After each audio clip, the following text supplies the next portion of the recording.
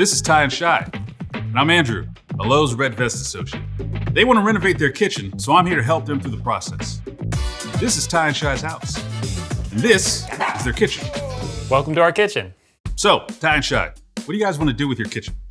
It's relatively outdated in its design.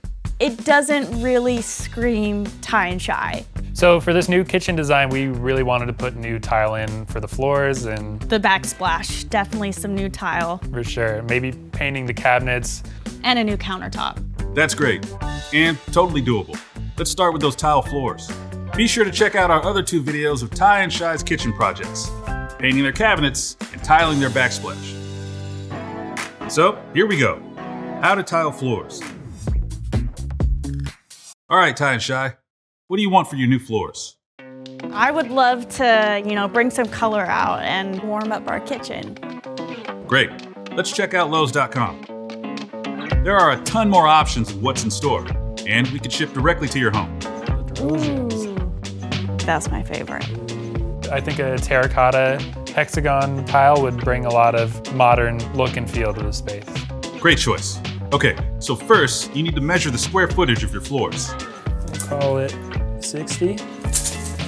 Lowe's.com has a calculator to help you determine exactly how much tile you'll need. It's a good idea to order about 10% extra, just to be safe. Now it's demo time. But don't forget, safety first.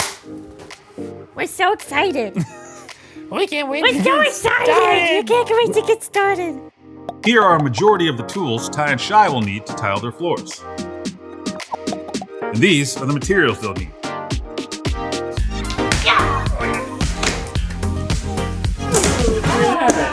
Surprise! Ty and Chey found a few additional layers of flooring underneath their top laminate. They also found that they had significant damage to the subfloor, so they tore that out and replaced it too. We won't cover that here, but don't worry. Lowe's YouTube channel has a video to help walk you through the process. Okay, you guys, now that your subfloors are prepped, you can put down tile membrane. Lay the membrane fleece side down and cut it to size for your square footage. Make sure to cut around any pipes. Next, go ahead and mix the membrane thinset. Follow the instructions on the bag for how much water to add. You'll know it's the right consistency when it starts to look like peanut butter. Spread the thinset on the floor using the smooth side of the trowel. Work in small sections and cover the floor evenly. Next, use the notch side of the trowel to comb the mortar. Lay the membrane down and use the float to apply pressure evenly across the entire surface. In order to waterproof the seams between each section, you need to apply membrane tape. Cover each seam with thinset.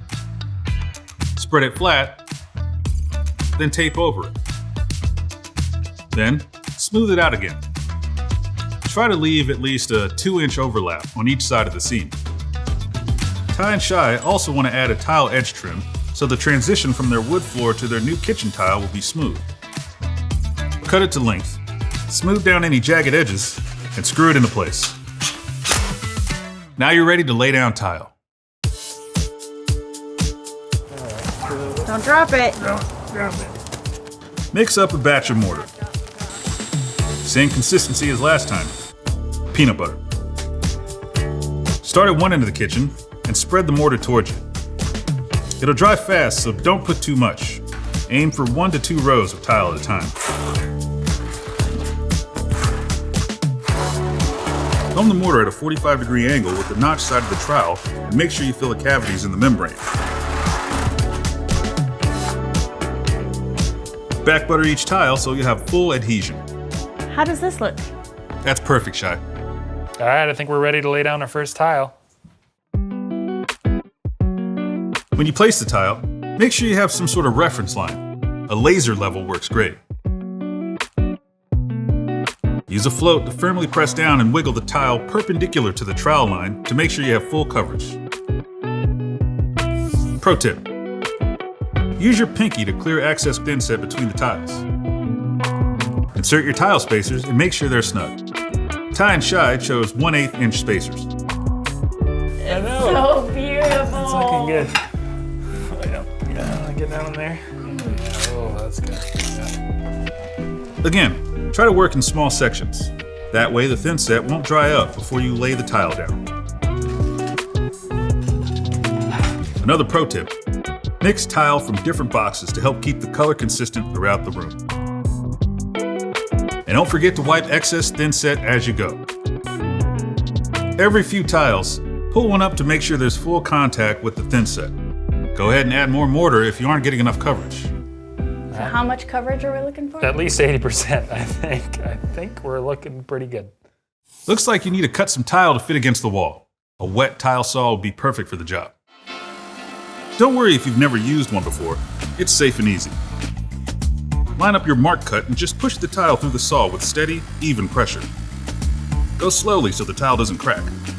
A wet tile saw uses the water to cool down the tile as it's being cut to keep it from breaking. So you might get a little wet. Don't forget to leave a 1/4 inch gap at the edges of the room and around any pipes. This gives the tiles room to expand over time. Use a long level to make sure your tiles are even. Andrew, what's the difference between level and flat? Your floor doesn't actually need to be level, it needs to be flat, which means the edges of the tiles should be even with each other. No tilted tiles or high sides. If the tiles do look uneven, you can gently adjust them with a rubber mallet. Oh, I love it so much. It looks amazing. It looks so good. Once you lay all your tiles in place, let the thin set dry for at least 24 hours before the next step. Before grouting, pull out all those spacers and use a grout saw to scrape out any excess thin set between the tiles. The goal is to create a clean edge on top and ensure the grout line's at least 1/16 of an inch deep. Okay, next, mix up some more grout. Peanut butter time. Spread the grout so it fills the lines. Really work it in with the float. Come at it from both directions. Wipe off as much excess as you can with the float as you go. Wait for 15 minutes before you clean the tiles with a wet sponge. All right, and now the fun part. Clean yourself up and do a little decorating.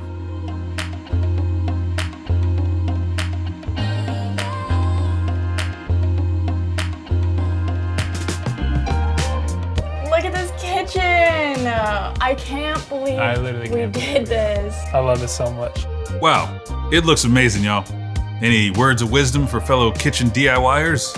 I think this is totally a doable project. You know, take some time with each step, make sure you're doing all the steps correctly so you don't have to redo anything. And yeah, it's a breeze. There was a lot that I didn't know along the way. But we figured it out and it feels good to have this be the end result. High five! Yay! Thanks for watching. Everything that you saw in this makeover is from Lowe's, linked in the description below. Ty and Chey also tiled their backsplash and painted their kitchen cabinets. Be sure to check out those videos too. Subscribe for more makeover content and leave a comment below to let us know what you think about this kitchen transformation.